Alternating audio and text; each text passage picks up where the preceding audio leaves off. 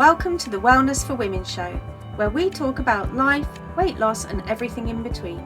I'm Faye Caseman, founder of the AAA Way Life and Weight Loss Programme, and I'm here to help you put together the pieces of life and weight loss for one last time.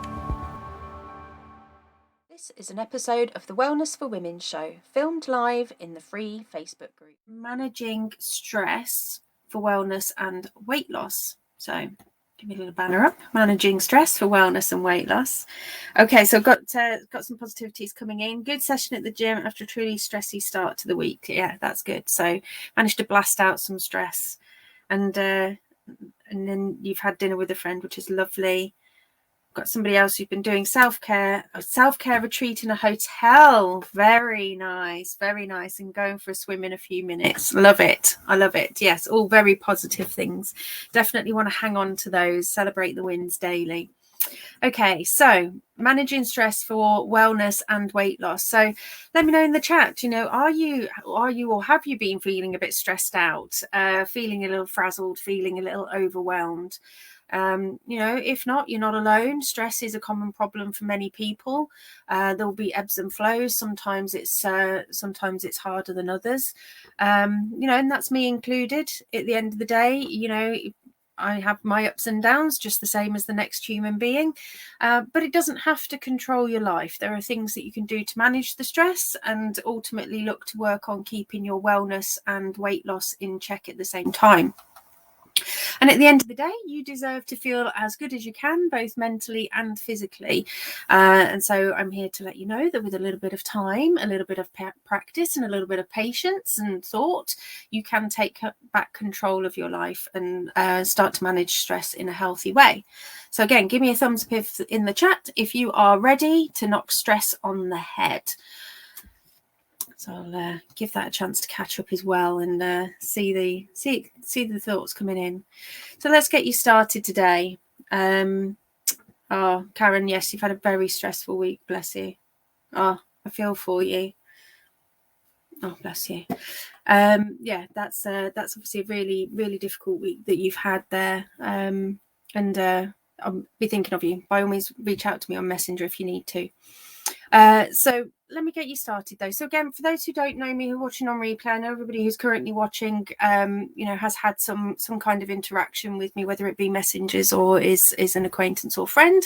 But for those who don't know, those who catch me on the replay or are just generally new around these parts, I'm Faye Caseman. I am the creator of the AAA Way Weight Loss Programme, where I help women lose weight for good by ditching traditional diet methods, and I do this by teaching my AAA women how they can craft their unique, joyful weight loss journey with just a few simple daily steps without having to ever count a calorie, a point, or eliminate a food group or particular meal types. So that is what I do. I have a free video series on my process, so leave me a #freedom if you are ready to find food freedom and lose weight for good. But moving on with the show, managing stress for wellness and weight loss. So research has shown that chronic stress can lead to increased hunger. It can lead to cravings for higher fat foods and high sugar foods. Now, I don't advocate, as you all well know, to cutting out any kind of food groups, but instead playing about generally with quality and quantity in a way that feels aligned with you and is super duper doable. But clearly this may not be so easy if physically your body is throwing up false signals and stress is messing with your body and mind mojo. So how can we take back control? So stress also causes our bodies to pump out more of the hormone cortisol. Cortisol is a stress hormone that increases appetite and fat storage, particularly in the abdominal area. So not only are we more likely to eat when we're stressed, but we're also more likely to store any excess. So not ideal when you're looking to lose weight. So throughout my weight loss journey, I worked on stress and finding balance, still do today. And I talked about this a little bit last week. And I looked to try and take control of my stress and my weight loss, and it has been life-changing. Hence why I advocate working on life and weight loss so that you can take control again and step into your power. So again, how does that sound? Give me a hell yeah in your chat. Who would want to ditch stress and step into your true power? So what can you do about stress? So first thing we're going to do is we're going to, as always, we're going to look at gathering awareness. You've got to know where you're at. Becoming aware of what triggers your stress is critical. Once you know what sets you off, you can start to develop a plan to manage it. You're going to likely have a number of triggers. Some may be ones that just send off a little bit of stress, and then there's going to be other ones that set off, you know, a huge stress cycle. You might also find that those change on any given day, or in my case, throughout my weight loss journey, throughout my leady cycle, I tend to find that my moods and my stress vary wildly. So tell me in the chat what other things tend to create stress and create pressure for you. So some common triggers would be, or things that can impact stress are things like lack of sleep, reduced movement, an overly demanding job or home life, finances, relationship problems, and lifestyle choices. One thing I would offer on this is to really try and face the stress, get to know yourself well, get to know what the trigger is, and to be as specific as you can be about it. So saying that generally that it is just work. So we're talking about generalized stress here, rather than specific situations. So sometimes if somebody said, what are you finding stressful, they'll say work. But what is it about work? You know, what is it? What is it? Why does it cause you stress? When does it cause you stress? Who's causing you the stress? How does it cause you stress? Could be a particular person in your life. You know, what is it that they do? When do they do it? Why do they do it? How do they do it? And it's worthwhile jotting all of these down when you notice these situations coming up. Another thing that can then be beneficial is, or something that can be really helpful when working on stress, is identifying what is your circle of control. So I've got an exercise on this that I give the AAA Way members. But in short, your circle of control includes all of the areas of your life that you can change or influence. So for example, if you have control over how you react to a situation, what you eat, whether or not you exercise. But on the other hand, there are things that are out of your control. So you can't control the weather or other people or the economy. So when you're feeling stressed, it's important to focus on the things that are in your control. This is what's going to help you to feel more empowered and less overwhelmed. So when you get a chance to go back to your original list of things that cause you stress, what is and isn't in your control? That's really helpful to identify those. And so let me know what it is that you can take control of at the moment in any given situation. I'm just going to move on because I know that people are coming in and out, possibly due to signal areas. So if you find yourself worrying about these things that are out of your control, this is where the mind ninja comes into it. So again, for those who haven't caught previous videos where I've talked about mind ninja is one of the modules that I've got in my course, but it's basically where I teach all of the members life coaching tools and how to self-coach. And you can either then step into action with physical action steps or mental action steps. So once you know and you've gathered the awareness about what the causes are, what the triggers are, this is when I say you can step into action. You can use your mind ninja skills, you can use practical skills to try and take control of that stress and start to take it, lighten off some of those triggers, focusing on things then that are within your control so that you can then ultimately gain back control over your stress. So that might be, for example, scheduling time in for relaxation, make it a non-negotiable. It doesn't have to be a long amount of time, just looking to try and find, say, 10 minutes in your day, 15 minutes in your day. Sometimes it really is important to take a step back and relax to then come forward. You could try journaling. So if you are interested in journaling, leave me a hashtag journaling or journal if you want the link for the video that I shot on journaling. You've got things like gratitude practices. They're often overlooked, I think, by many as being a bit woo, but it's all about finding a way to create more of the emotions that you want to feel and giving equal airtime. So rather than the main overall feeling being worry and stress and anxiousness, is about trying to find a way to create equal airtime and things that create the feelings that you're looking to have instead of the feelings of stress. And then, as I say, thought work, mind injury, self-coaching, all the same thing really. But, you know, ultimately tapping into tools and resources that help you to combat some of those triggers with the stress. So to give you an example, one that comes up or came up for me. So in the day job, the workload is not within my control. It just appears in my inbox and I can't stop it. So what I noticed whilst I was gathering awareness is that I would have certain thoughts that would come up, like, I'm too busy, I can't do this, I will never get it done. But the funny thing is, I always got it done. They were just thoughts, they were just stories that I would tell myself, but those then led to me having the feeling of stress. And when I felt stressed, I would procrastinate and I would get distracted by the thoughts, and my anxiety would start to increase. So many times, if there was a project that I didn't really want to do, I'd be like, oh, well, I'll just go get coffee, or I'll just do this, or just do that. And ultimately, the result was that my work got harder to complete and I would get more behind. And so then I was putting more pressure on myself. And what was that going to do? It was going to create more stress.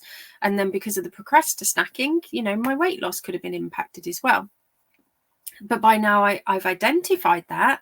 And when those thoughts start to come in, I catch myself. And so as soon as I hear one of those thoughts, I recognize it for what it is, that it is a thought, and it's just a story that I'm telling myself. And it gives me the ability to stop that stress from really taking hold. And so most days I'm able to take a step back enough to then be able to dissipate the stress. And this is where I then have techniques that I can use in order to complete the stress cycle. So I might say mantras, I might do some breathing, I might do some movement, I might listen to some music. So if anybody hasn't looked into the stress cycle, there was a really good book called Burnout. Can't remember who they're by. They're by some sisters. I'll put it in the chat if I remember, or message me if I don't and you want to know what it is.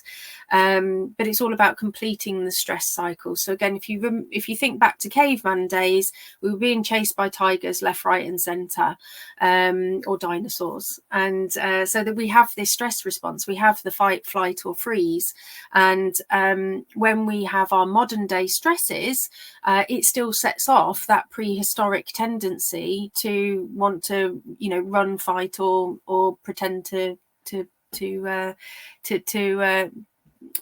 be otherwise engaged.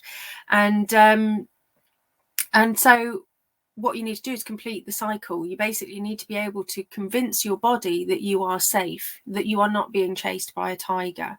And so this is what it means about completing the stress cycle. So I'd say just breathing, so that you're regulating your system, or shaking it off. So doing something that is not what your body would be expecting to do in a stressful, being chased by a tiger kind of fashion.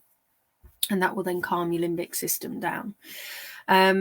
And so, again, it's so important to gather the awareness, gather your thoughts, realise that they're then lies, and then you can have a little internal chat with yourself and look to self-soothe and focus.